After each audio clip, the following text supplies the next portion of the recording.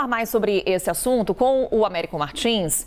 Américo, bom dia para você, mais uma vez agora com calma para a gente conversar. A gente falava com esses brasileiros que relatam para a gente que não é tão comum esses tremores na costa oeste do Japão, porém na costa leste os terremotos eles são frequentes por questões geológicas ali do Japão. A gente está falando de um tremor de forte intensidade que teve uma longa duração e numa profundidade considerada média, 10 quilômetros de profundidade, o que é apontado ali como uma profundidade média. Há agora esse alerta de tsunami sendo retirado por parte das autoridades do Japão, mas o trabalho das autoridades ele é intenso para resgatar aquelas pessoas que ainda estariam sob os escombros daquelas edificações que ruíram. O que temos de informação de momento, Américo? Bom dia, Carol. Bom dia a todos que nos acompanham novamente.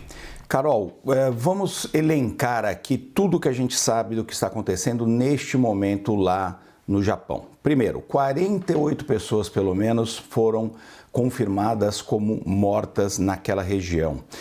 Milhares de pessoas tiveram que passar a noite em abrigos ou em carros. A gente acabou de ver os nossos entrevistados brasileiros lá no Japão dizendo como eles fizeram todo um plano ao redor de ter sempre um carro à disposição para ir numa zona aberta aonde eles não sofreriam nenhum tipo de dano. Então muita gente passou a noite ou nesses abrigos das prefeituras locais, normalmente são escolas que eles transformam nesses abrigos de acordo com os planos prévios que o governo japonês desenhou, ou passaram nos seus carros. Milhares de prédios em várias cidades da região foram destruídos total ou parcialmente. A gente está vendo aí imagens que são bastante chocantes de prédios, bairros inteiros que acabaram entrando em colapso.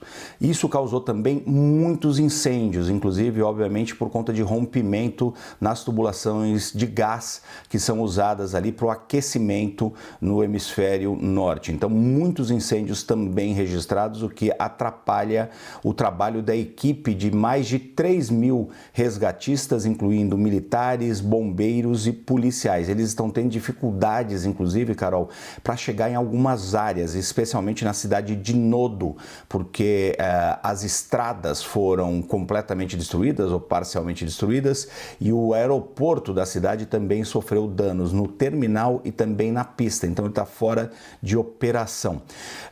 As autoridades japonesas já relataram também, Carol, que mais de 140 tremores secundários aconteceram depois daquele tremor maior que teve uma magnitude de 7,5. Foi um tremor bastante forte naquela costa oeste.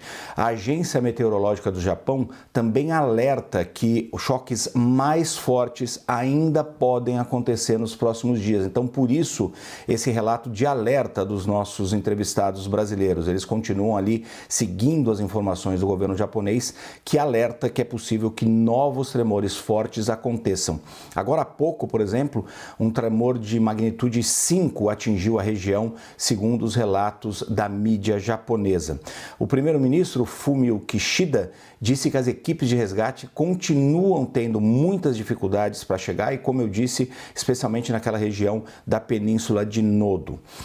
Os serviços ferroviários e também os serviços de avião foram parcialmente restabelecidos, mas ainda continuam suspensos em parte daquela região. Do lado positivo, Carol, os alertas de tsunami foram suspensos, a gente observou algumas ondas de fato atingindo a costa, carregando alguns carros, causando uma certa destruição material, mas neste momento as autoridades não esperam um novo tsunami e a agência nuclear japonesa também confirmou mais uma vez que, felizmente, não houve nenhum dano significativo a usinas nucleares do Japão. Então, aquele cenário de um desastre triplo, como aconteceu em Fukushima em 2011, está neste momento afastado em pelo menos dois dos aspectos que foram os piores. A questão do tsunami, que matou mais de 18.000 pessoas em Fukushima em 2011, e também o risco de algum acidente nuclear, pelo menos por enquanto, Carol. Tomara que assim se mantenha, né, Américo? Lembrando algo que foi inclusive relatado pelos brasileiros que estão no Japão, o fato das baixas temperaturas. E isso faz com que o trabalho das equipes de resgate seja acelerado para tentar resgatar essas pessoas que ainda estão sob os escombros. É um trabalho que enfrenta dificuldades, porque, como o Américo destacava, o acesso a muitas cidades está comprometido por conta dos danos devido a esse terremoto de magnitude 7,5. Estamos falando de uma intensidade muito alta. É claro que a gente vai seguir monitorando. Temos já atualização com relação ao número de mortos, 48 é a última atualização. E vamos trazendo as atualizações durante essa edição aqui do Novo Dia com o Américo Martins, que volta já já.